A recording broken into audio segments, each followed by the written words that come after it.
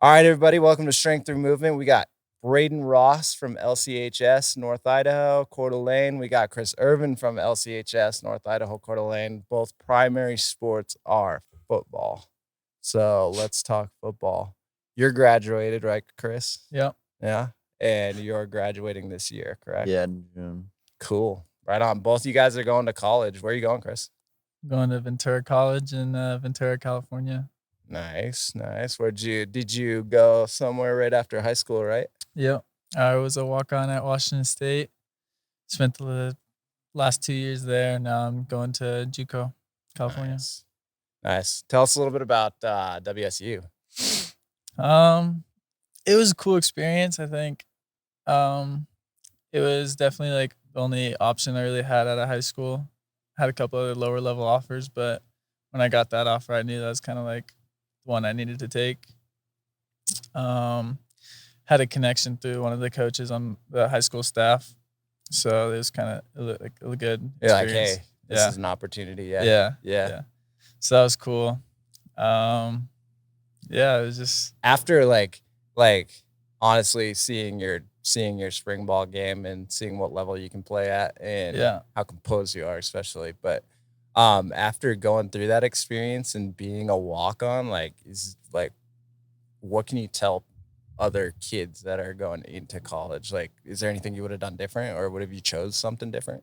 I feel like I probably would have. I don't know. It depends. I feel like you kind of pick your poison, because I think what really screwed me over was coaching staff leaving. Yeah. So the coaching staff that brought me in as a walk-on and brought in all the other walk-ons with me, like you kind of buy into them. So when they get fired, then the new coaching staff comes in and brings in their own walk-ons. So then you just kind of just out of place. Yeah, you just kind of get kicked to the curb. So it's just shitty timing, more or less. Yeah, it was bad timing. Gotcha. I mean, and that was like COVID season, right? It was, right after COVID, the year after COVID season. Dang. Yeah, that's just brutal timing for you. It's kind of how it's been a little bit throughout your career, yeah? Yep. Yeah. It is what it is. Yeah, let's talk about high school. I mean, you had 2 significant injuries. Yeah, sophomore year, broke my foot 2 weeks into basketball season. Was out the whole basketball season. And then junior year, football, we were supposed to be really good. We had a good senior class. My class was pretty decent. We won a few games, and then week 5, I think, broke my collarbone. And then a couple drives later, our starting running back breaks his ankle. Yeah, Chavo. Yeah. Kind of screwed that over.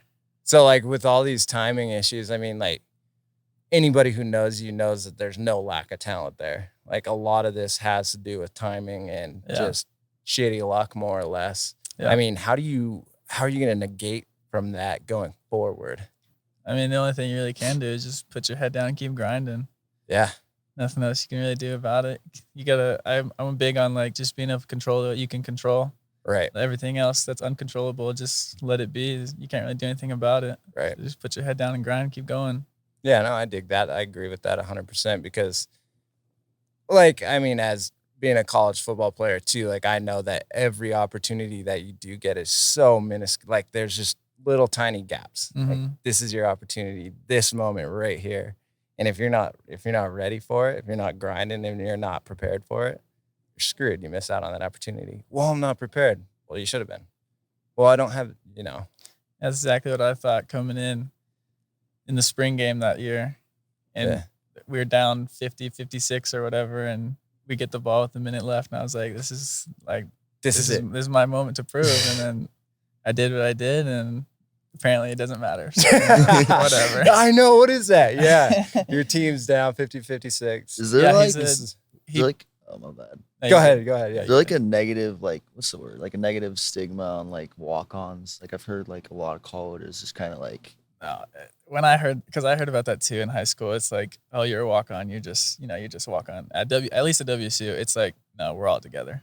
That's what I loved about like everyone on the team, like all the players, like we're brothers. We're in this together. It doesn't matter if you're a walk-on. It doesn't matter where you came from. Like we're all close. We're together. It doesn't matter if you're a walk-on, you're on scholarship. Like, yeah, and I agree with that. All close. Even at a smaller school, it was that was it. Like, Yeah. everybody's together, no matter how big the team too. Yeah. Like, you got a massive team, but everybody kind of knows everybody, and Yeah. you're all at that top level. And even regardless of the fact that you are like fighting for your position always, Yeah. and everybody's kind of going up against each other, I noticed like everybody's still supportive. Yeah. Like, you just got good mentality, good people out there. Yeah. There was guys that I didn't even know they were walk-ons. I could have swore they were on scholarship. Yeah. And I was talking to them one time, and they were like, "Yeah, I walked on here." I was like, "I never knew you were a What? walk-on." Because Yeah. like that's how everyone's treated the Yeah. exact same at Yeah, that and level. that's where you're like, Yeah, you okay, would have no so clue. if they're a walk-on and I'm a walk-on, and Yeah. that must mean I have like a fighting chance, 'cause Yeah. we're all pretty close. Exactly what I thought. Like, I'm here yeah. for a reason. Yeah. Yeah, exactly.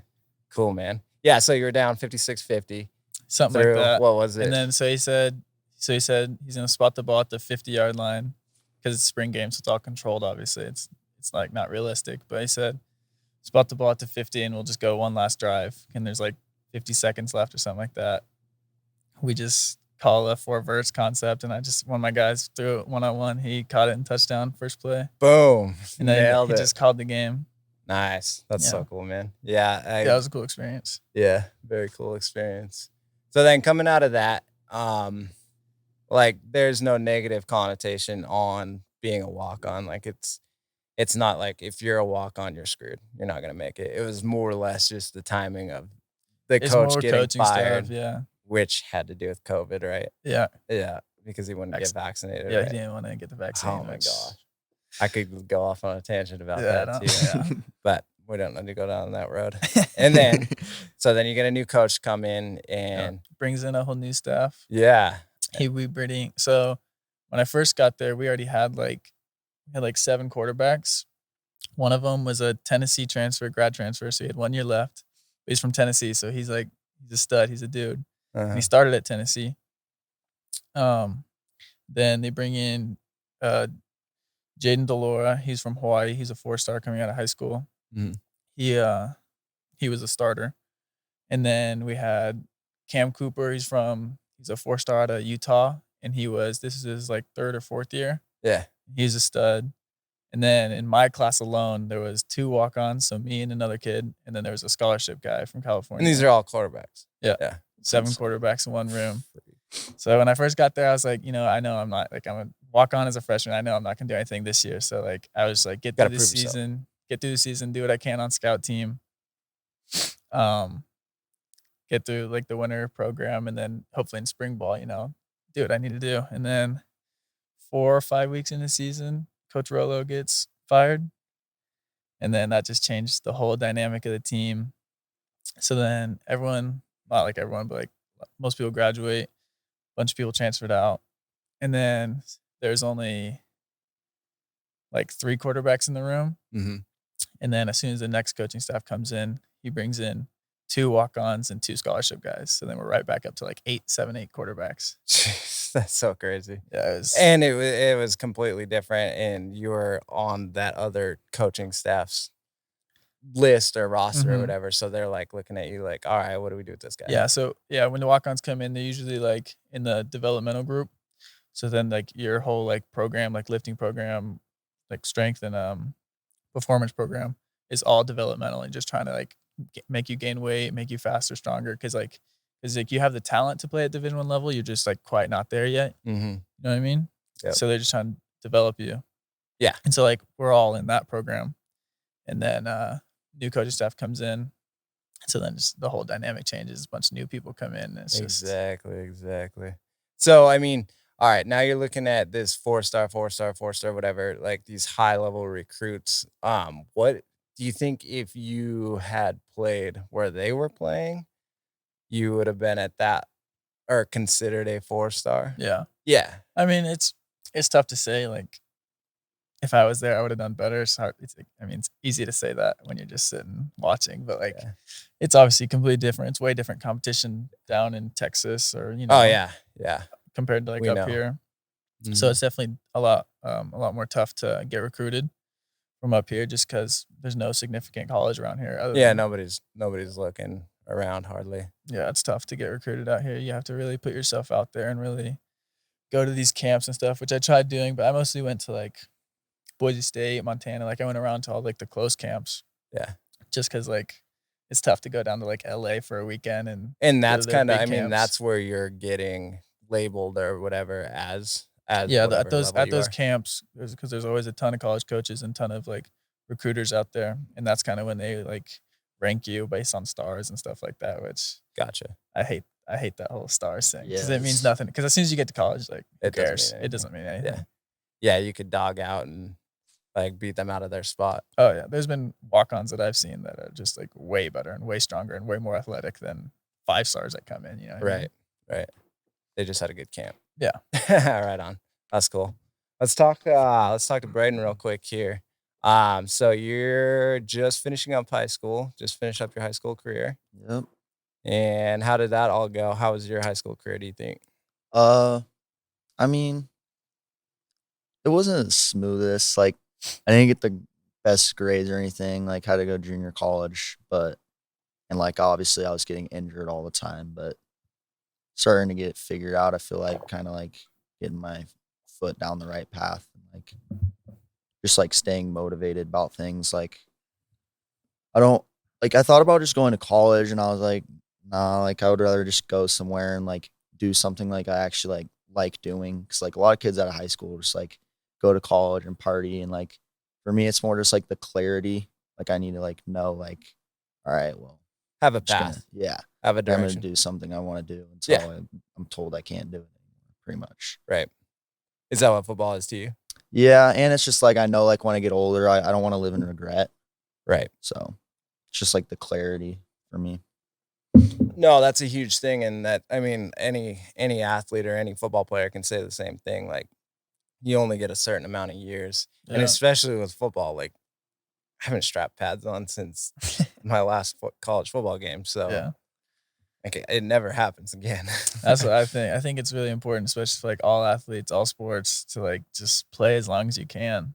Because you're only playing until you're what, 22, 23? Yeah. And then you got, if you live to 100, which most people do nowadays, like you got 80 years to Yeah. not play. Not And get to play football. you're just gonna regret it. Like Yeah. down the line, like you're just gonna be like, dang, I just went to college and got hundreds of thousands of dollars in debt, and now I'm sitting here with this. Like, do something that you want to do. I don't Yeah, I understand agree. why people like just like, yeah, I don't know. So like defining purpose, more or less, like why you're going to college is a good thing. So when did you start thinking about going towards college, or when? Well, was that I thought always in your kind head? of wanted to. I just didn't know like which route I would go. Like I knew I wasn't gonna be like a Division I guy out of high school, but I always kind of wanted to go to like the junior college route after like my junior season, just because I was like saw where my grades were at, Mhm. and I was like, and it's like one of the toughest things you can do. So I feel like at junior college, more than anything, from what I hear, just builds your character a lot and kind of pushes you to your limits and Yeah. really find out how much you actually love the game, Right. how much it's worth playing. So. Right. And as we know, like junior college athletes could be or are at Division I level. Yeah, Yeah. we had a bunch. just- We had a bunch of JUCO guys come in Mhm. every term. Yeah, they get those 2 years out of the way. They kind of understand life. They identify with themselves and become this better person, right? And like we can't blame our parents. We can't blame the town we grow up or anything like that, because that's just the path.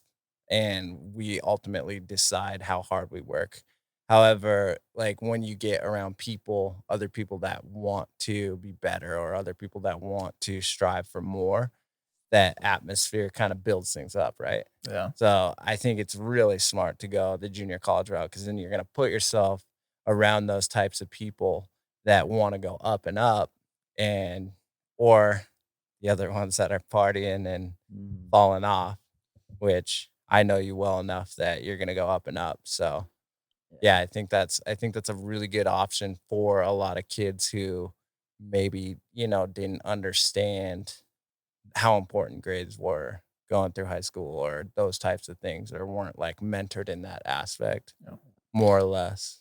Yeah, you're gonna get like the playing experience against older guys that are actually 18 to 20 or whatever in JUCO, Yeah. instead of playing against 15, 16-year-olds in high school. Yeah. So you get the older guys and you get a little bit more playing experience. So then when you're ready to go, and if you're meant to be at a Division I, you'll be at a Division I. Yep. Yeah, that's what I always like believed in, like, if I'm meant to be there, I'll get there You'll get somehow. there. Doesn't matter how, but I'll get there if I'm meant to. Exactly. And everyone there is just like, I feel like super hungry. Like the competition's a lot higher than a lot of people like realize. Like you got a lot of dudes like Chris that are just like, dang, I didn't play at Washington State. I'm gonna go to junior college and Yeah. prove myself. Like there's so many of that, and it's just like, Yeah. I don't know. It's gonna be really fun. It's gonna be really competitive. JUCO's a good mix of like guys coming out of high school who are just under recruited, and Division I guys that are bouncing back, or guys that like easily could play at Alabama, but they just have crappy grades and they need to go to JUCO to figure that out. Exactly. So it's like a big, like giant pot of just like random stuff. And like these guys could, like, they're really good. So like, it's not like it's just crappy competition. Like it's, and still that's, good. dude, that's where like I'm so excited to watch your guys' journey, because I know how talented Brayden Ross is, and I know how talented you are, and I know what shitty situation you had to go through and where you would be at had the coach not gotten fired. Versus, and then his situation where he's coming up and he's going to surround himself with a bunch of guys that are dogs and building up, not just on the field, but off the field too. Yeah. And like, I'm just super stoked to see where you guys end up. It's going to make you or break you. I know, it's so cool. It's Yeah. a weird converging path for both of you guys. And it's like that one moment. Like that's what this JUCO experience is going to be. It's that one moment that either shoots you through the roof or you fall down and die. I'm just curious, what's the drop off rate from going to high school into college, whether it's, D1 or, In local, general? just in general, what do you think, like I mean, I'm sure it ranges from state to state and whatnot, but what do you think like that drop off rate is, where it's like they're in high school and they're graduating and it's like, well, I was just playing because it was high school. And I just wanted as to far play. as like sports? Yeah, go? sorry. Yeah. Well, I Them mean, maybe just football in general. Them not going to college to play? Yeah, or maybe they have the plan to go to college, right? And then they get there and they're like, I kind of just want to party or go to school, right? They get there and like, they're like, the whole feeling of like, yeah, football player and, college, like I'm the shit. And then they start partying and they're like, I want to party, like I said, I'm sure it varies state to state, but did you see anything or like, I mean, even just it definitely the summer varies. after, like It definitely varies because in my class, it was me and the other kid that was the only ones to go to college and actually play a sport. Okay. And then I was talking to one of my teammates down there, and I was just asking him, I was like, how was your high school team? Like, what were you guys like? He's from LA area. He's like, we were all right. We were like kind of middle of the road team. We had like 7 or 8 Division I guys. And I'm just like, if I had 7 or 8 Division I guys, we would have been the best team in the state every single year. So it's probably a lot different depending on where you live. Yeah, I'm sure. Up here, it's just yeah. I think, so like Texas versus those states that are. And I think up here, especially, a lot of guys have the idea of D1 or none, and so as soon as they're not getting that big time Division I offers, they're just like, I'd rather just go and party. Yeah. So it depends on how much you want it. Yeah. I think that's retarded, but not a lot of people have the same mindset like we do, where we go into a facility and we see a record board and say, I'm going to break all those records. I understand. It's like if you can't, and somebody looks at you like, you're crazy. No, seriously, I'm going to break all those records. I never understand. It's like if you can't go D1 and they're just like quits, like go junior college and I know, it's so prove stupid. yourself. Junior college, if you really want to go, you're going to go. I think that's what it comes down to as far as drop off rate goes. If you want to go to college, you're going to go to college. I think my freshman year, our head coach at Lake City, Bryce Erickson, he told me, I remember we were in a team meeting. He's like, if you really want to play college football, there is a place that will take you. Like there are junior colleges all over the country. There are NAIA, there are D3. There's so many different levels that have all good football. And if you really want to play college football, I can find you a place. Like, whether it be a walk-on or a scholarship or whatever it might be.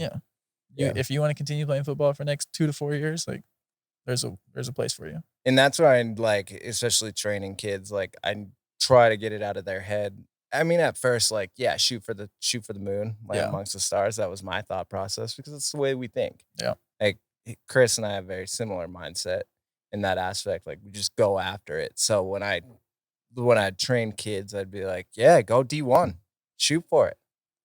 Because I know in my mind, they're going to land amongst something else. Yeah. However, I think it kind of created a connotation of like, if I don't get D1, I'm bust. Yeah, I think that's what's kind of important is like as they get older, just kind of like talking to them about like that stuff, and they need to realize like you're kind of gonna go who's recruiting you. Like if you're getting recruited by D2, D3 guys or coach or teams, that's probably where you're at. Yeah. And if you don't like that, then go JUCO and prove yourself. Well, and that's in my head, like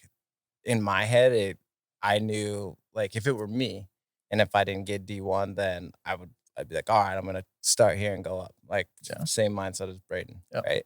Like I'm gonna hit JUCO and go from there. See what happens.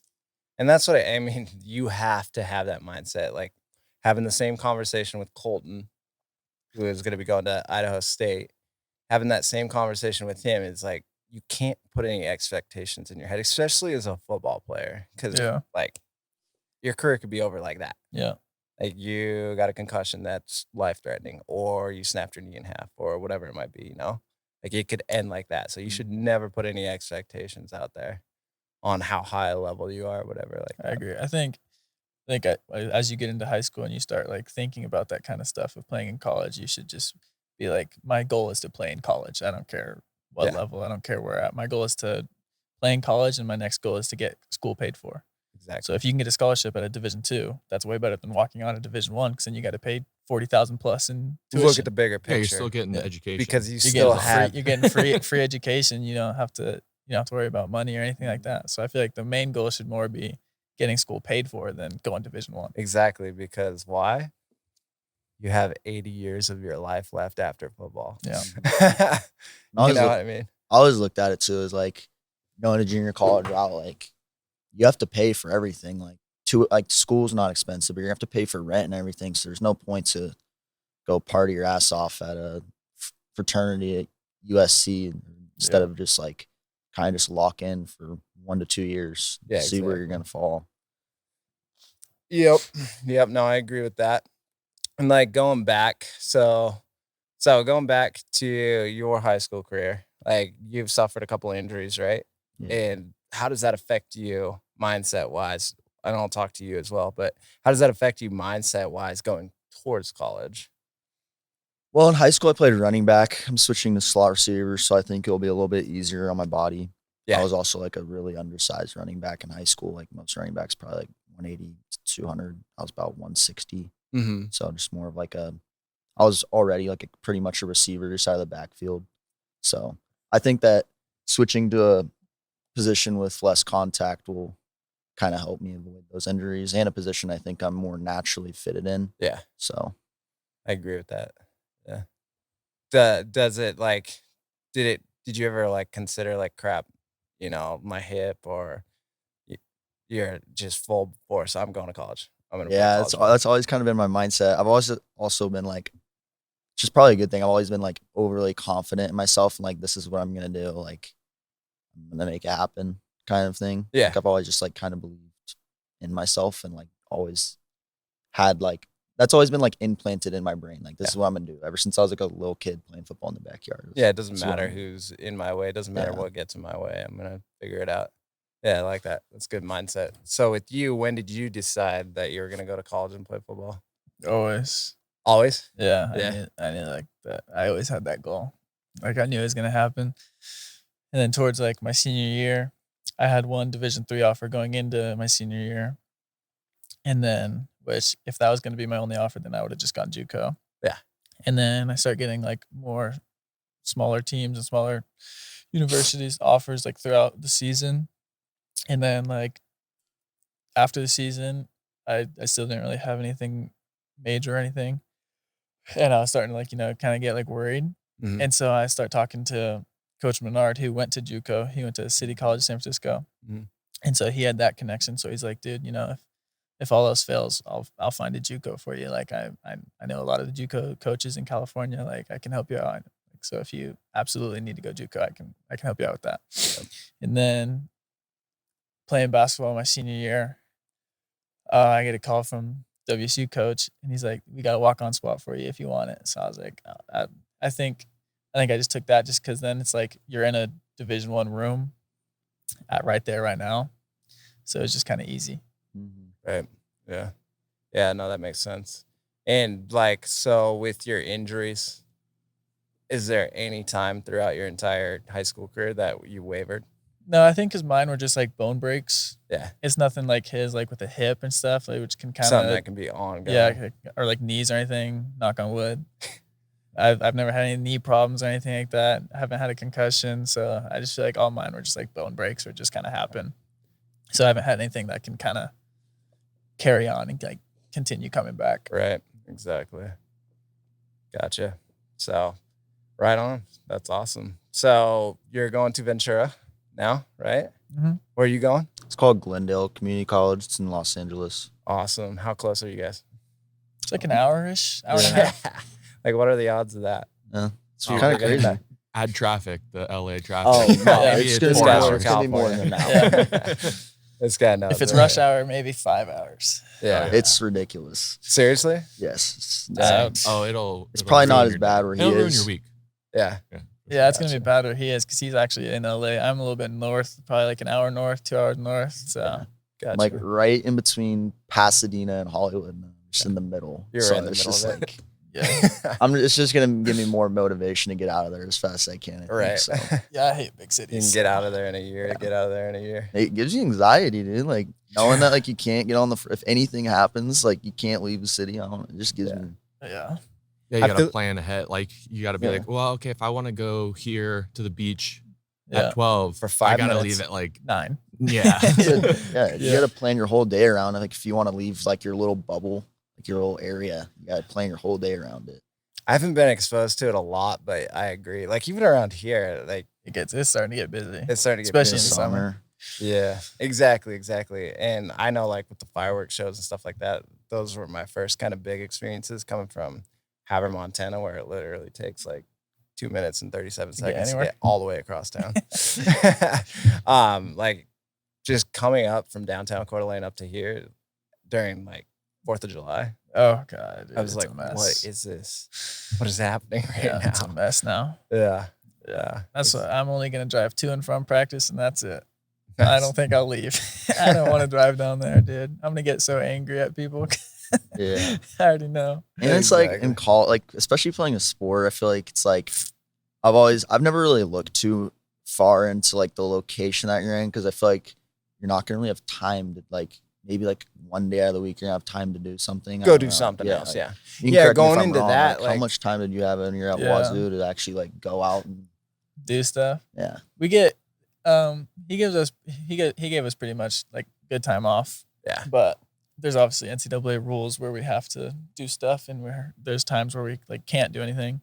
But like in season, like it's a grind. Like Oh yeah. you don't got time. And freshman, you got mandatory study guide for 2 hours, 2 days out of the week. So we start at like we had practice in the morning, so we're there at like 6:30 or whatever, and then we have classes from 10 to 3. So then after practice, if you have time, you're either lifting if you don't have an early class, or you're in the training room, or you're at breakfast. So Yep. like it's nonstop. So then you go to class, then you come back at like 3:30. We got meetings. Then we're meeting until like 5, and then we got team dinner at 5:36, Oh, dude. and then you got Sorry. either intern or you got tutoring or you got study guide from 7 to 9. Yeah. 2 days out of the week, Yeah. and then you just go All to season. go to bed. Yeah, it's in season. Yeah. And then I you think just go to bed, wake up, do it again. I know it's funny because I remember the same exact thing. And then maybe Sundays.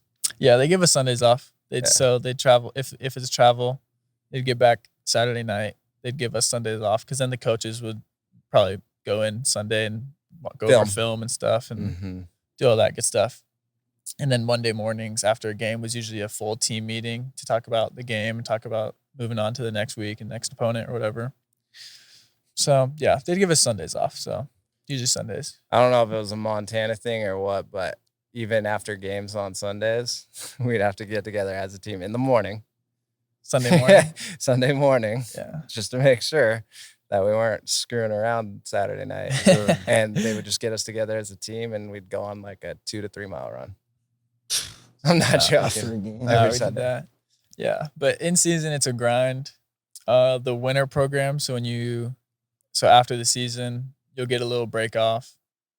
And then you'll come back when school starts. So January, first week of January or whatever, school comes back starts. So that's when you'll start again.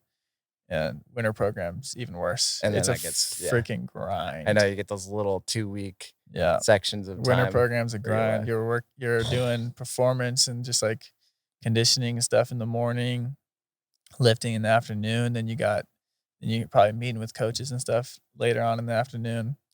And then you still have breakfast and dinner and stuff like that to be with the team. So winter's probably even worse, at least physically. Yeah. Just because you're freaking grinding. Well, and it's crazy because like even like in high school, I was always physically fit. I was always physically capable. Yeah. So like I never really got challenged in that aspect. But in college, yeah. like I'd never thrown up. That was one of the bigger like culture shocks from high school weight room to college weight room. Yeah. High school weight room, you got a bunch of kids who don't really care. They're just kind of messing around. Then you get to college and everyone's like, everybody's dead serious. and if you're the atmosphere's insane. Oh yeah. I love it. Music blasting, everyone's yelling. Yeah. And if you're just standing there if you're not doing what you're doing, then like that, I don't know. It just never, it doesn't happen in college. You can't go into that atmosphere and not get excited. Yeah. There's no way. There's no way. That kind of aspect of it, like it doesn't happen in college just because everyone wants it bad. Yeah. There. I know. Everyone wants to be great. Everyone wants to do well. Oh, even in meetings, like when people are tired, we're still like laser focused. Yeah, exactly. I know, because everybody's there to get better. Yeah. Every single time. Yeah. I know, it's so crazy. I miss it, to be honest. Like to have that kind of level of push. And I think, obviously that's what's made me a better trainer and create a better atmosphere around here. Yeah. But it'd be nice to jump in every now and again. Just come visit you guys and jump in some workouts. Who's this guy?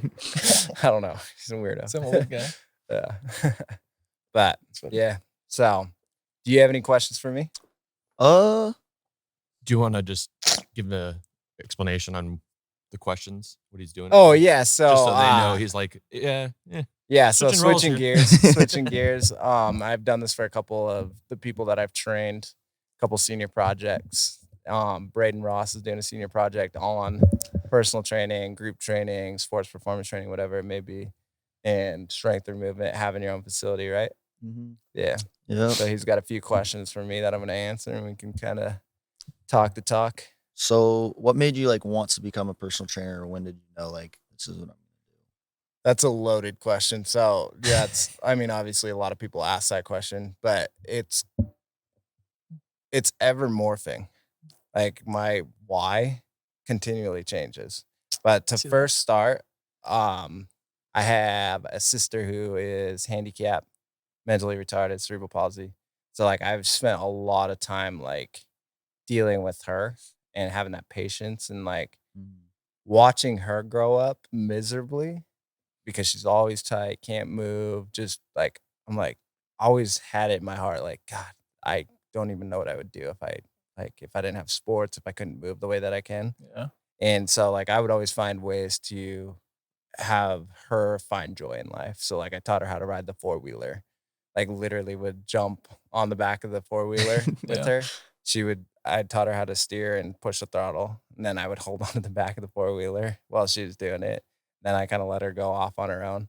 And then playing piano, play the computer, and keep her in shape so that she could walk. So her tightness, that's one of the main things with cerebral palsy is you're just always tight, which made her super strong. But if she's moving constantly, she stays loose because her brain isn't malfunctioning. Yeah. So just spending time with her is what kind of that was a huge thing, I think, subconsciously for me that wanted me to get into it. And then obviously the sports performance stuff. As an athlete growing up, we didn't have a lot, especially in Havre, Montana. They just tell you to go to the gym, go work out, go to the gym, make sure you're in the gym. They didn't have anything really super organized during summer or winter for high school at all. Yeah. Or go throw bales, whatever it might be, go work on the ranch. So knowing what I knew from college, actual training and having somebody there guiding you through workouts and telling you what you need to do to get faster and focusing in on that, really lit a fire under me to want to help other kids that aren't getting that in high school to have that. Because if I would have had that in high school, it would have changed my whole athletic ability going into college. 100% and put me at a different level, guaranteed. So, yeah, that's a lot of the reason. And then I think my third and foremost is I got into like management after college because I got a business degree like every other football player. And I was working at a Dodge dealership as a service manager, and I was helping my, like, people are always like, why do you got so much energy? Like, you come in here at 7 o'clock in the morning, you're always hyped up, always getting stuff done. And I'm like, cause I get up at like 4, I eat, I work out, I'm already rolling for the day. Yeah, I know. And they're like, well, I want to start doing that. So like I was kind of helping them and whatnot. And like literally my lube techs were enjoying life more. Yeah. And they're like, man, I want to become an actual technician. Like their brains were starting to work better. I'm like, huh, there's something behind this. Yeah. So like that was a big reason too, is to help people that are stuck in their brains and stuck in that lazy whatever, because they weren't taught any different. Like that's how they grew up. Yeah. And like I want to help them, let them know that there's something more. Like most of it's just a mindset too. Like I don't know, like when I come in here for like a 6 a.m. session and I'm like, oh, I gotta go to training. You're already in here like blasting like Eminem or something. And I'm like, right, let's go. Yeah, like, all right, let's go. Yeah, and that's the thing, because your brain will tell you, like, you can get up at 4 o'clock every single day for 30 days straight, and I guarantee you 70% of the time, you don't want to do it. Yeah. 70% of the time, your brain is telling you don't want to do it. Your body's too tired or sore. And it's a different, like, you're separate from your mind. And that's what I try to teach people. Yeah. Like, you cannot be your brain and your body. It will tell you what to do. I think we were talking about it the other day when you were training me, we were working out. It's like why you wanted to like do what you do is just like helping people. Like that's like the end all be all, you know what I mean? Yeah. It's like helping people. That's kind of like the main chunk of like why you want to do what you want to do. Exactly. And I think this like helping people in any way you can is just like good for like the community and like everything else that we do. I feel like everyone that just starts out like working out, like they want to get in shape, like they need to do something like training with a physical trainer, like they need to work with a professional before you just hop in the gym and start. I agree. Like, and before I got into this stuff and before I started like seeing other trainers and stuff like that, like I didn't believe that. Yeah. I was like, it's easy.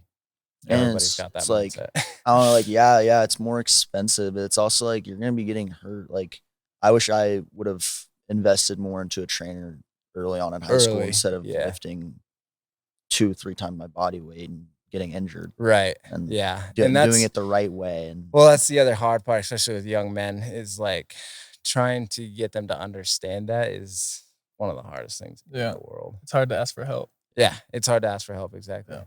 Because you can do it. This is easy. I just need to lift a mass amount of weight. I think a lot of it's a money thing too. They're like, it's not worth my money, but like you're paying for knowledge and something that you can keep forever. Yeah, and it's knowledge you can pass on to other people. Like I don't know. I just feel like it's way more beneficial to learn how to do it the right way instead of just go to Planet Fitness for $10.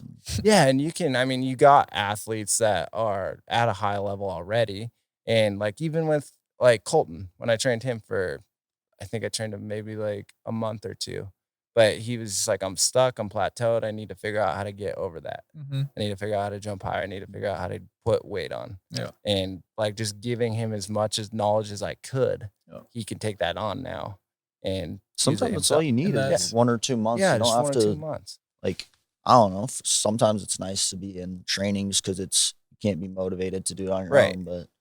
And for me, like personally, as a coach, like I usually cut people off at a certain extent because you don't want to enable to the point of like relying on that motivational factor of like, oh, my trainer will be there to motivate me type of thing. You know what I mean? So I think we talked about it on one of our recent episodes. You got to look at it as a investment, you know, it's expensive, but you're not just getting you're right here, right now, you're training. You are getting the knowledge that will further you. And I mean, for as long as you want to remember what you were taught, and you can tell people, help them out. But it's not just going in the gym and just trying to pick up, 3 times your body weight in bad form. And now so you're not going to get hurt later on in life. You can start helping other people. and you have now the tools to just continue, and you have the structure to then, you learn more exercises, different workouts, and you have that base knowledge that you get taught. So looking at it as like an investment might help you if you are one of those people where it's like, oh, I don't want to do it. It's so expensive. Yeah. Well, maybe if you think of it in a it's a personal investment. Yeah. Then maybe that'll help you get over that hump of like, Oh yeah, I mean, it could, if you look at it in a futuristic way, like it could save you from a bunch of injuries that take you out of work, which you lose money. Yeah. Or pay for hospital bills, which you lose money. Yeah. So I mean, like the investment there financially is huge. It's and like exponential. you were talking about like the motivation thing, like you're not trying to be like a motivator or anything like that. That's what I was thinking. Like what you do, like a good job as, like you're not like a football coach where like you're just like yelling at us, like right. You know how football coaches are in the weight room and stuff. You're just like really like teaching us how to do it and like telling us exactly like what it's for and what it's going to help you with and like breaking stuff like that. Yeah. So I think that's what like a personal trainer is good for, is to like teach you stuff and show you like what you're doing and why you're doing it and how it's going to help you. Versus just yelling a fire. And trying to squat 400 pounds for no reason. Which most people can do. Yeah. Yeah. So, all right, next. What was another question? I'm gonna say, I actually like this one. Kind of touched on it a little bit, but what do you charge and why do you charge that like number? It kind of depends. So like I got group rates, I got package deals. I like to do package deals because it's a commitment factor. So I'm like, all right, you need to buy 25 sessions so I know that you're gonna show up for the next 2 to 3 months, Yeah. Versus going session by session. I charge more session by session for that motivational factor of like, all right, you're gonna show up at least, but and that's the reason why. So getting into this, super awkward financially, and like charging people for this is like ridiculous. Yeah, you feel bad because it's like something that you love doing. Yeah, because it goes back to that mindset thing. Like we know that if like there isn't a way, we're gonna find a way. Yeah. But you don't realize how many people don't have that mindset. They don't. Yeah, they don't. They don't have that mindset yet. They don't understand it, and that's what's nice about Division I or like higher level athletes being trainers or becoming coaches. Yeah, is that you can teach that to somebody that hasn't been in athletics before. Yeah. I work with a lot of people that haven't done sports, but then they can develop that mindset, and it just makes them a better person. Yeah. So going back to like the charging thing, like it was super awkward at first. Then I realized people they take it for granted if I give out for free. Yeah. Like the more I give, the less they want to give for themselves. And the more I charge, the more they want to put into it. Yeah. So that's why I charge what I charge, I guess. And then like I encourage people to buy more sessions. Yeah. You're going back to what he said. It's like an investment. Yeah. So like if they pay more, then they're obviously going to want to be more attentive and like wanting to learn more about everything. Yeah. Well, not only just the personal investment and such, but like obviously, you got to pay your bills, whatnot. But like look around. There's so much equipment. It's not free. They paid for it. Yeah, exactly. It's not free. And that's what I try to get people to understand is like, hey, you're building a community for other people. Like your money is going into something that's going to help somebody else. Yeah. Yeah. I feel like it's that I'm a taxpayer, so that statue at the park, I own that. Don't come in here and steal the barbell. And you might own it in a sense, but don't come stealing it. Paid for that. I'm gonna take that home. Yeah. But then, how do you handle like unmotivated clients? What would you do if someone question. like comes first? You get that a lot. Like I do. Like they want, like they in their mind they want to work out, but they just like their body, like they just like they really don't, but they do want to. The mindset, but they're like struggle with like laziness or struggle getting out to get here and actually work. Yeah. I don't know. I try to put it in terms that they can understand. Yeah. Like that was one thing growing up. I was like between friend groups. Like I was friends with everybody, but I was between friend groups. I was never super close with one person in particular. Yeah. I was always the guy in the back of the room watching. I was always the guy hanging out with the group, but never talked. Yeah. You know what I mean? So like, I think subconsciously I was downloading and understanding human beings. Yeah. Like this is how I think of it. And now like it's all coming back up. So I know how to connect with any type of personality or any person and get on their level to get them to understand how to become motivated. I guess like put it in terms for them. And I feel like that's what makes me a better coach than most people. And obviously the patience factor, having my sister. Yeah. So like getting on their level and bringing them up. Like everybody's motivated differently. Yeah. If I can't get to them that way, be completely clear, and this has only happened maybe 10% of the time, I fire them. Yeah. Like you are not helping yourself out. You're not helping me out. You're wasting your money and your time and my time. Like I do this for a living. Yeah. However, I'm also passionate about it. So if you're not going anywhere, I'm cutting you off. Yeah. It's all like I feel like it doesn't matter really how talented you are. Like if you don't have like a mindset, then it's just You like, have to. it doesn't matter. Yeah, you have to. And there's people that are so stuck in their brain and stuck in their vicious cycle. Like that's just how they live. Like everything's negative, everything's wrong, nothing ever is gonna work. Yeah. I do this, it's not gonna work. Let me try this, it's not gonna work. And then the instant gratification these days is insane. Yeah. So hard to deal with. Yeah. People want it. They're like, all right, I'm gonna work out with a trainer for a week and I'm gonna be ripped. Yeah. Or I'm gonna gain 10 pounds of muscle in. If your trainer, I'm gonna put this out there right now. If your trainer puts 10, 15 pounds of muscle on in 1 month, I'm gonna say it straight up. You could bleep this out. A motherfucker's on gear. They are pumping roids like nobody's business. Yeah. So this instant gratification shit, I'm very passionate about this. This instant gratification shit is bullshit. Like if you haven't put a bunch of time in and your metabolism isn't top notch, and you haven't been doing this for a long time, and you gain like that, that's bullshit. Nothing great was built in a day. Exactly.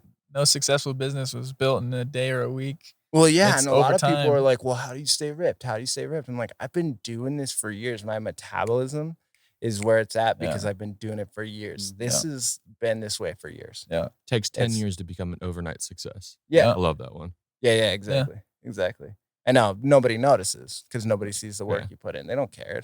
Yeah. They just see it. They're like, oh, I want to be that. Yeah. Well, it comes to a point too where it's not when you first start getting into workout, it kind of feels like a chore, like, oh, I gotta. Then it just kind of becomes like part of you. Yeah, it becomes a routine. Yeah. What I hate is the people who take a picture when they first start and then they take a picture every day. It's like, dude, it's not gonna change. Oh, Like, dude. it's gonna take months to change. I've seen so many Instagrams where it's literally like, Like it's fine selfies. if you want to take a picture your first time working out, Yeah. and then wait like a month and then take a picture. But like people who do it every day, it's like, every day.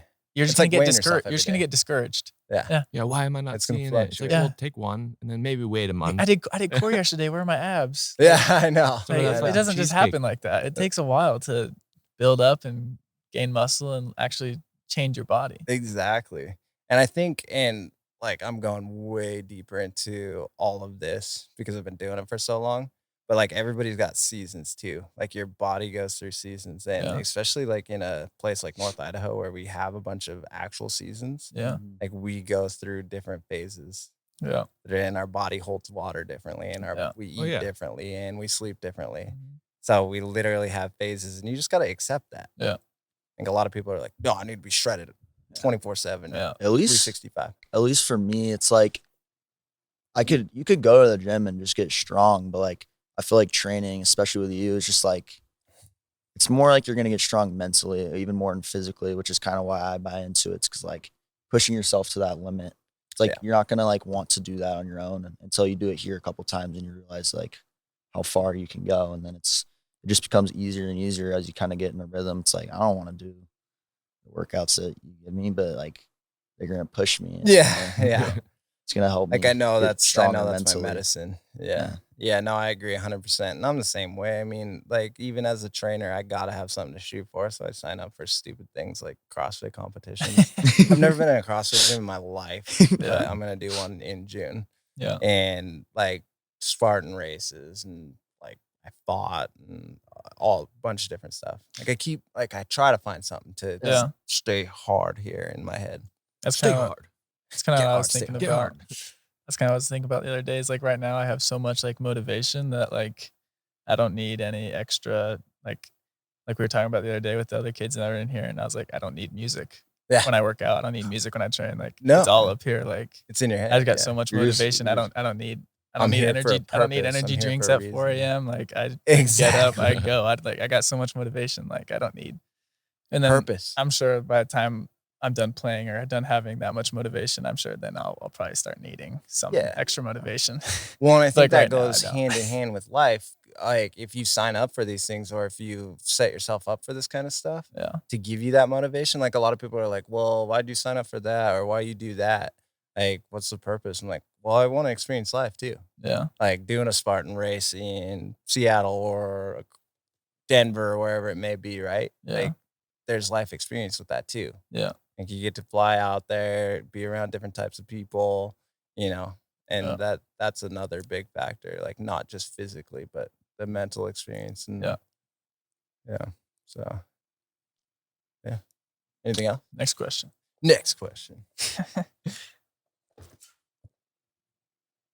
That was funny though. Kids. I had no music on. I know. Zero music. So I just want you to like touch on like your warm up, because like most times when you go to the gym, people they maybe stretch for 5 minutes, and then like here it's like 20-30 minute warm up, 30-minute like high intensity workout. Mm-hmm. Like, I just want you to explain like the reasoning behind that, the purpose of it. Because I know the answer, but like so just to get like everybody on the same page, you have to warm up. And there's specifics too. Like if you break it down and get into it, like if you're doing a long cardio session, you warm up differently than you would for a weight training session. Mm-hmm. Because in a weight training session, you don't want to be completely loose like you would for a long cardio session. So like if you're doing like going for a 10-mile run, then you would actually do some static stretching, get everything to loosen up because it's going to tighten up over time. To where if you're going into a weightlifting session, you need to like do dynamic stretches and mobility stuff like band pull aparts and rotator cuff stuff and squats and whatever to get everything to tighten up around the joint, but not too much because you want to protect that joint. So the warm up is specific to whatever you're going to be doing. And it is super important because then you got to consider like, okay, he had football practice 3 times this week already. So number one, his muscles might be torn down and he might be tightening his hip flexors or they might be tightening their hip flexors. So we need to go through this hip mobility sequence before we start doing squats or whatever it may be. And that's what we did a good job, or the strength staff did a good job of at WSU, is on Saturdays and Sundays, we'd have just like we all come in for like an hour maybe, and then we just got a bunch of rollers out, a bunch of bands, and we're just stretching, like rolling out, doing all that kind of good stuff just to help our muscles like recover from the week. Yep. So I think that's like really important. Yep. Being able to recover from like whatever you're doing. Exactly. And for me, my purpose, if I have a specific group of people, like your group of football players, then I look at what you guys need versus what everybody else needs. It's not generic. And that's the thing. I think that's what separates me from a lot of the other trainers is I really focus in on who I'm working with. Like a lot of people are like, don't you have a plan already? And I'm like, I've never met you. Yeah. Like I don't know what your different. lifestyle is. I don't know, your past, whatever it may be. Like I've never met you. Yeah. I need to figure you out first. Yeah. And figure out what you need. Yeah. So that's what I think it's good to like have a meeting first. Oh yeah. Meet 30 minutes with the person just to get to know them and then go work out with them and train them. Oh yeah. And with groups, like I could get a group of football players and have a plan in my head, but after a week or two be like, I got to completely change this whole thing up because they need this. Yeah. Like they're lacking here. Like they're all freaking tight. Yeah. They've been working out with their coach and names their coach and not stretching, no mobility. So yeah. I do everything I can to mitigate and help out in that aspect. Yeah. So yes, warm-ups.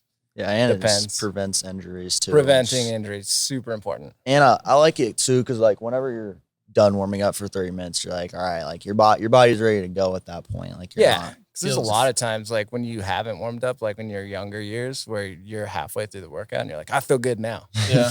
Like, crap, why? Yeah. Yeah. Why should someone choose you over opposed to a different trainer?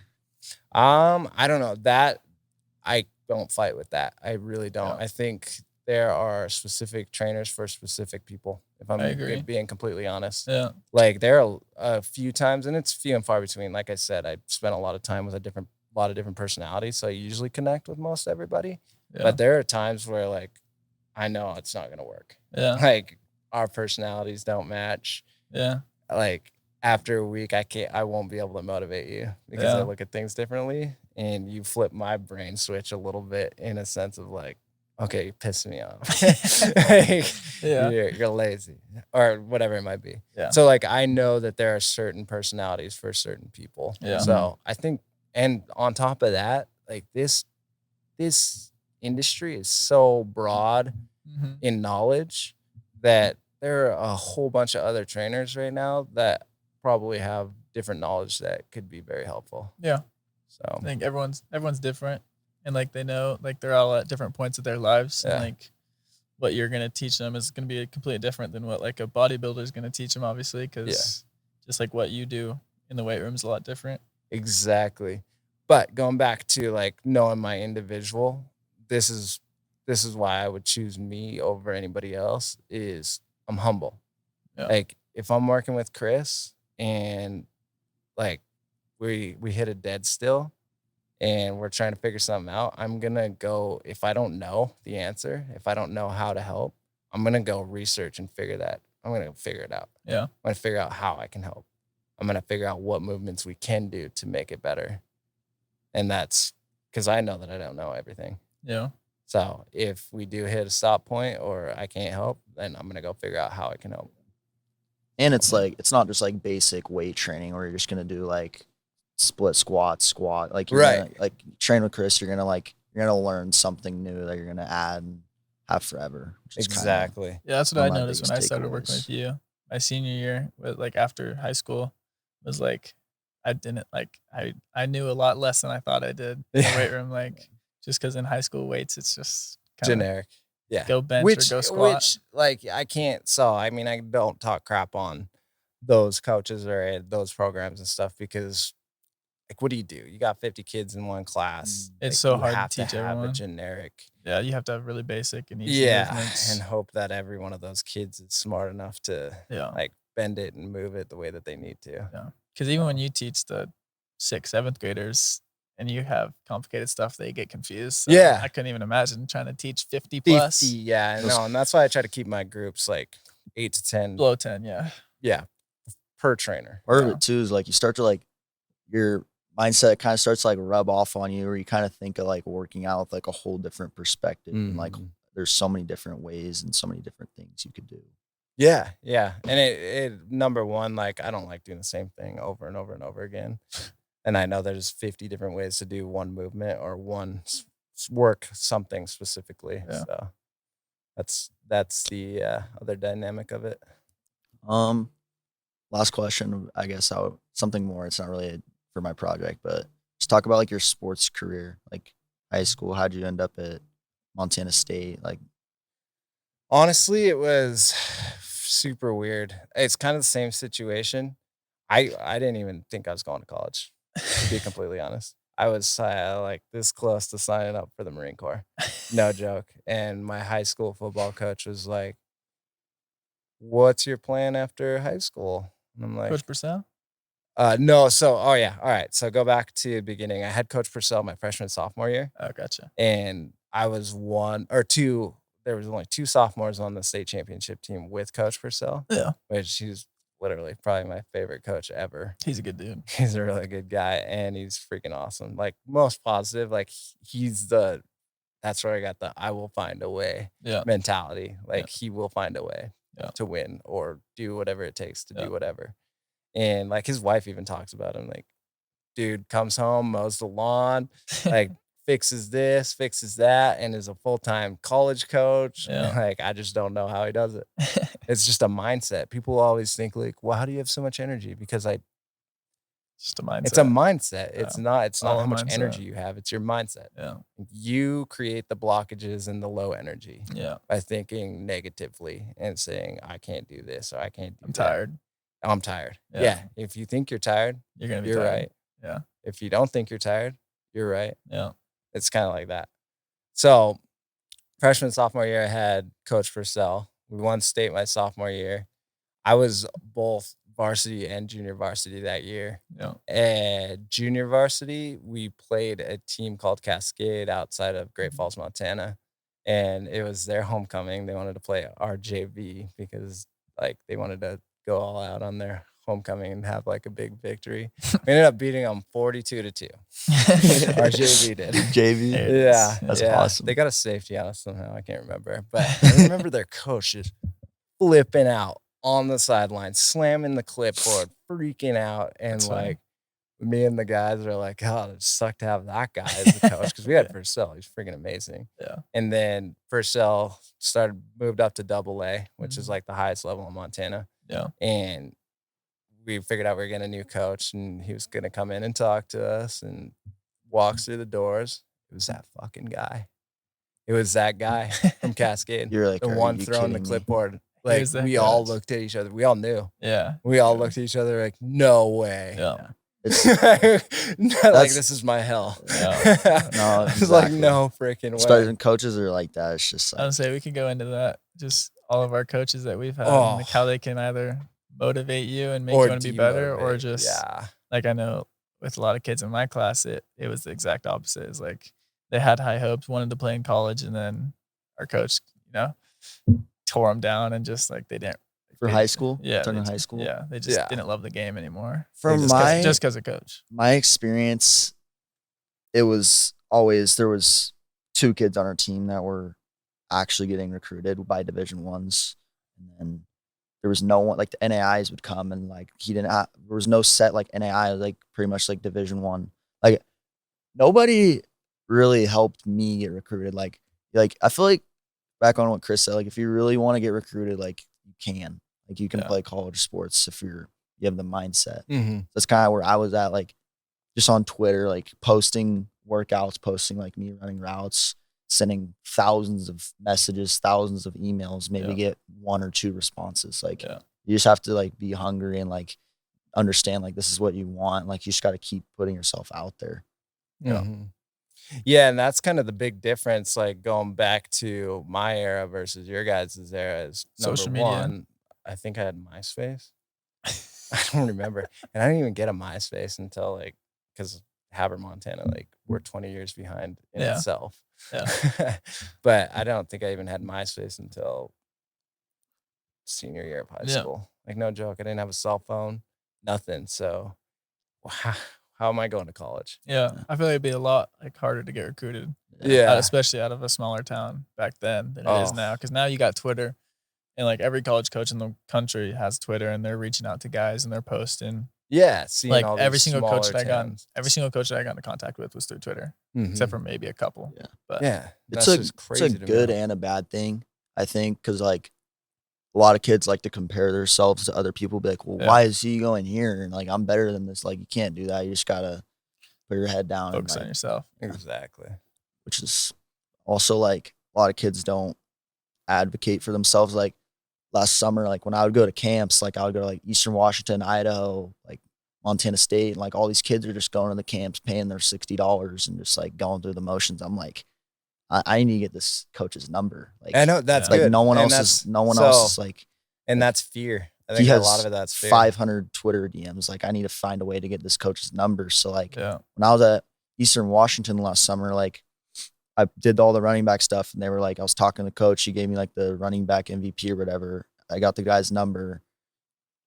Ends up switching. Now he's the running back coach for Fresno State. It's like now I have this guy's number. It's Yeah. a resource I Yeah. can use like throughout my life. Like Exactly. Little moments. yeah, Like that's what I was gonna your talk moment about. could be at any time. yeah. Like these are the little moments, like constantly. You Yeah. got to put yourself out there. You got to go experience life and have that mindset of like, I'm not tired. Yeah. And actually go live life. And I agree with you 100%. you gotta get in front of their face and be like, I'm here. Like Yeah. you can't just like And that's But it's like hard to get recruited. being a high schooler and then like having parents like I did that didn't go to college. Yeah. And they just lived. My dad worked the railroad. My mom was a stay-at-home mom. Yeah. And it was just small little haver. Like, your mind is so much smaller. Like, I didn't know I could be so much bigger. Yeah. So, like, that was really hard. And I think that capsule, we were talking about this the other day, like, you have a mindset. And I think that's the only thing that's gotten me anywhere in life Yeah. is that mindset. And then knowing that, oh, I can do it.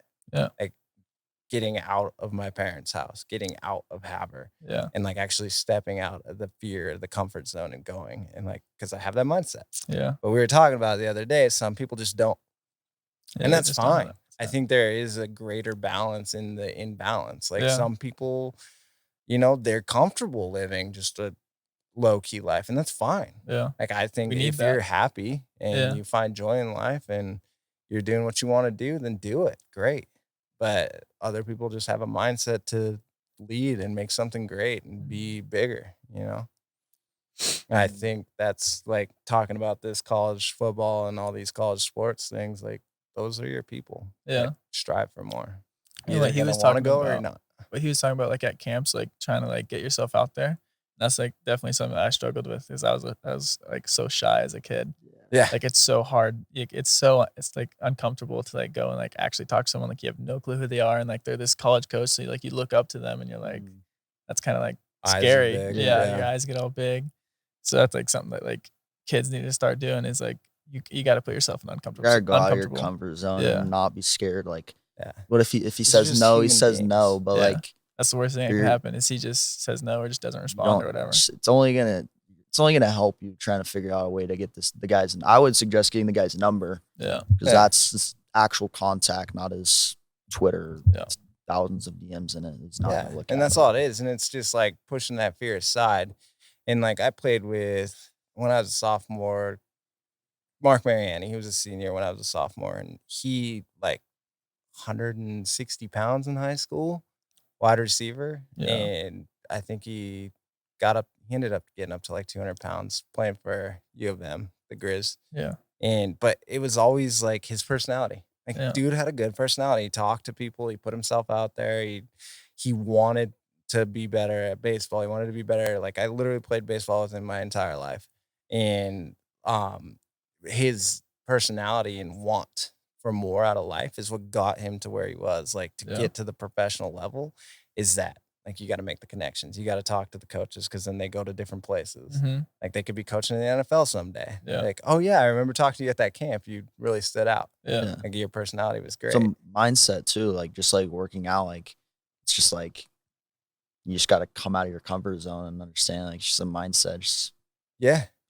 be you. You know. Positive. Yes. Things that are going to flourish. You got to Yeah. know that planting seeds now are going to create fruit later. Yeah. Right? I That's what- promise you that a coach is gonna like see that you're hungry if you're asking him like taking more reps than you should, like asking for his number. Like, a coach is gonna see that and like be like, all right, well, this kid wants it. He wants it. These other Yeah. kids He are wants just it. going through the He motion. wants to be better. He's going to make the team better. It's like when I would go to camps and I would encourage other people when they go to camps. It's like you can be like take as much reps as you can. Like, Yeah.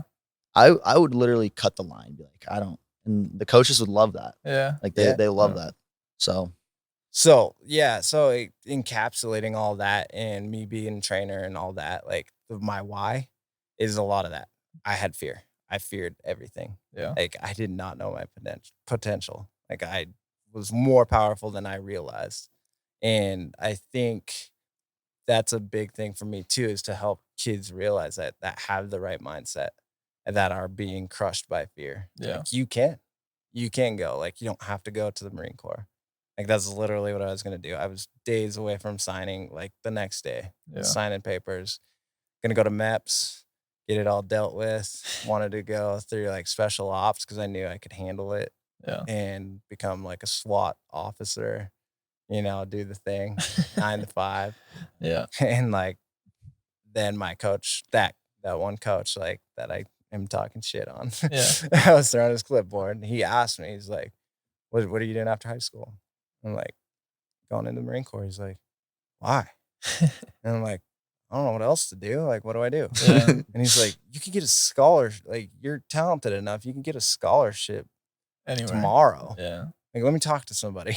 Yeah. So he ended up talking to the Montana coach, and the rest was history. Yeah. And it wasn't like, honestly, until college that I realized that I was more. Yeah. Like, it wasn't. Like, I started seeing how good I was. Yeah. Because I was performing at a different level. I was being mentored by the right people, and shit started changing. And that's where, like, I try to reach kids at a lower level, like at a younger age, Yeah. to get them to realize that. Like, you're not crushed by, you don't have to do what your parents do. You don't Yeah. have to do what society does. It honestly, like, that's like my biggest fear is like regret is like, I don't know how people can just like go about their life without like saying like, oh, well, I could have done that. I did everything I could. I tried. Like that clarity, like that's I the would feel biggest thing better for about me. that, like doing everything I could and failing, and like, Yeah. oh shit, I wasn't good enough. I'd rather fail than give up. Plus, Yeah, like exactly. honestly, like going like to a college and playing a sport is probably gonna be one of the hardest things you do. It's gonna teach you so many life lessons that a degree can't teach you. So Yeah, I can say that easily. Especially Chris can say football. that. We were talking about the other day, like how like much of a life teacher football is. Oh, Because like you got 11 guys, and if 10 guys do the right thing and one guy does the wrong thing, you lose. and You screw up, and so every single person on the field at that moment has to do the right thing. and you'll get to know it more as you go into a higher level of football. Like, one guy messes up, you're screwed. Yeah. One guy. They Especially can decipher the whole game. Yeah. Yeah. Versus high schools. Just creates a brotherhood, creates a family. Yeah. Which is great. I think that's why, and I think that's why they call it America's game, because you do have like 11 different personalities, like a lineman's personality versus a running back's personality versus a quarterback's personality. Yeah, everybody's got a different personality, and that's kind of what a community is. Yeah. You know, like, And that's what's great. Like practice, like you're going against like offense versus defense, obviously every day, and like you're talking shit and like competing. Yeah. And then by the time it's game time, you're wearing the same jersey and you're brothers, and you're going out against freaking whoever, and you're gonna go to war. Yep. I think that's the thing that's more cool about college and high school is like high school football honestly is such like a toxic environment, and like I feel like in college, like everybody's wanting the same thing, pushing toward their high school. It's just everybody's just out like, for themselves. That's kind of what I was thinking. It's so hard to like motivate someone that doesn't like just wants a jersey. I think it has to do with a lot of the coaching, though. I do too, but still, like if you don't want it, like you're still gonna be given a chance. Like you can't blame it on the coaching. Like, yeah, maybe. I think that's what gave me the unique experience of Purcell versus, I don't care. His name is Sukit. It's also like like if Coach Suck It. you can do it on your own. Like if you really want something, just do it. You can do it on your own. Yeah. You don't need someone to help you. You have other resources. You don't have to use your high school coach. That's what he's supposed to do. That's his job. Like if you want something bad enough, like go get it. Go reach out to people. Like I was However, I think it is important though. I do too. To create that atmosphere. Mm-hmm. Like coaches are super important. Teachers are super important. And we're losing that. Yeah. We're losing the passion in the teachers and the coaches. And I think that's creating a lot of problems. Yeah, I agree. You just need to come out of your comfort zone and reach out to people. Like I would reach out to Menard. I know he played junior college. I reached out to Vance Mitchell. He actually some of the better coaches. Yeah. Vance is the reason I got into the school I'm going to. Yeah. The other 2 or 3 JUCOs I was looking at were other schools I got on my own. Yeah. Exactly. But like it was better having a resource, like a recommendation. It's like a resume, having a recommendation. Like it's just better because they're gonna. Well, that's a big reason why like strength through movement exists, is to like create that mentorship as well. Like not just the sports, not to get better at sports, not to get better at being physically fit or have abs, whatever it might be. Your goals are, but to like create more mentorship. Like if I can give you that same, like Vance Mitchell, great guy, amazing guy. He will take his shirt off his back for no question asked and give it to you because you're cold or because you need a freaking shirt. You're going to remember that guy. And it's those types of people that create better atmospheres, better communities. Yep. It's like, though, versus like, you can't, disconnection. like, you got to do it to the right people, though. Like, you can't just be, like, the kids got to want it, too. You can't just go through the motions and expect it. Yeah, Like and that's, I mean, you develop over time, but if you have the right coaches and the right mentors, that's a big reason why I'm pushing this movement. That's why it's called Strength Through Movement. Yeah. I don't know, though. Something about, like, just figuring it out on your own, too, just, like, is so much more rewarding. Like, nobody helped you out. Like, I know. It's and like, you know what's funny? Like, I used to have the same mentality. I'll agree. I used to have the same mentality of, like, figuring it out on my own, and I'm going to do it myself. But when I look back on my whole life, and you'll get to a certain point, too, when I look back on my whole life, there wasn't a single fucking time that I did it on my own. Because there's always somebody. There's always somebody. Yeah. A friend, a coach, a mentor, my parents. There's like, never do we do it on our own. Yeah. Like, there's so many stars out there that are super rich. Oh, this guy got super rich by stepping on a bunch of people's backs. Yeah. I mean, like, I just kind of the mentality I've always had. Like, I've always been like, Uncle owns Giant. Like, I've always had like that resource to like, do you want to work for Giant? Like, when you're done with school, I'm like, no. Like I love you guys, but like, I want to, like, I feel like that's kind of cheating. Like, I want to like do I see what you're something on saying, my own. You know? want to build something on your own. Yeah. Yeah. No, I think that's great. And that's going back to the leadership mentality. Like, only a certain 3%, top 3% of football players are in college football, right? Yeah, something like that. 3% of people become leaders and start their own thing. Yeah. Yeah, we need to spread out. Like, Yeah. you need to be on the other side of the United States building something. You need to be on the other side, you know. I feel like we need more here, but I know we do need to build a lot more in North Idaho. Not a lot of people advocate. We got some work to do, but yeah, this is a start point, you know, and that's the thing. Like, that 3%, if you have 3% of athletes spread around the United States building something like this, how many different healthy communities do you got? Yeah, there's a lot. Change the whole freaking world, man. Yeah, there's a lot of kids in Idaho that could have went a lot higher if they weren't in Idaho. I truly believe that. Yeah, and we just got to create an atmosphere that directs. Especially like after moving to Arizona for a little while and like seeing like this is like Arizona football is like I would go against like an Arizona State corner and be like, there's no reason like this, like he's not like they're good, but like they're not like the next like they're not as good as you think. No, no, it's all in your head. That was my big like shock. Like when I got to WSU, I was like, I could play here easily. Not easily, but like, you know, it's obviously you have to work, but like I could compete here and I could play. Like, these guys we're not superhumans. And that's the thing. Like, you have that level in you. It's just it's gotta be there 100% of the time. Yeah, you gotta find it. And the competition is just so close to like everybody just like so it gets so much more closer. You can lose your job in one practice. Less separation. Like, you can lose your job in one practice. Just like we got Zach Johnson. Zach could have went. I truly believe Zach could have played a lot of different places. I think skill set. I think he could have went anywhere. Atmosphere. I think like he's just a different. He moves different. Like, I think you guys screwed him. I would go to. Yeah, I think so too. He's not a linebacker or a tight end. He's a receiver. I know. he broke state records in the 400 and track and in the 100 and stuff. And then he put him at linebacker and tight end. I'm like, dude, this guy's a freak. Put him on the outside and give him the ball. Yeah. And like I'd come back to a game and I see him like blocking like 95% of the time. I'm like, dude, this guy should be touching the ball like at least 80% of the time. Yeah. And he wasn't. I'm like, dude, it's not good. There are a lot of situations. Feel bad for him, but he's like and you guys can bash this comment all you want, but you got Charles Ruggiero.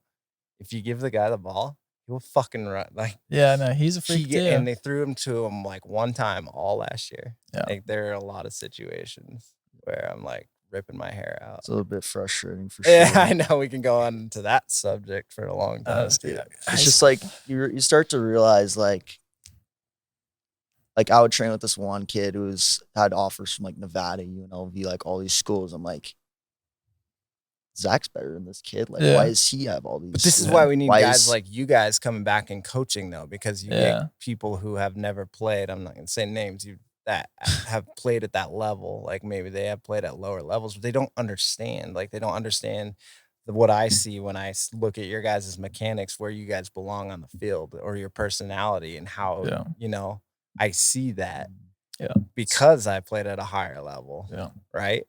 So you need guys coaching, building. I have seen it. Yeah. Played with it and practiced with it and stuff. Exactly. Also, why you can't compare yourself to other people too. It's like exactly. it's gonna be discouraged. Everybody thinks differently. or just- Everybody's got their spot. Mm-hmm. Just be you. Yeah. Just be you.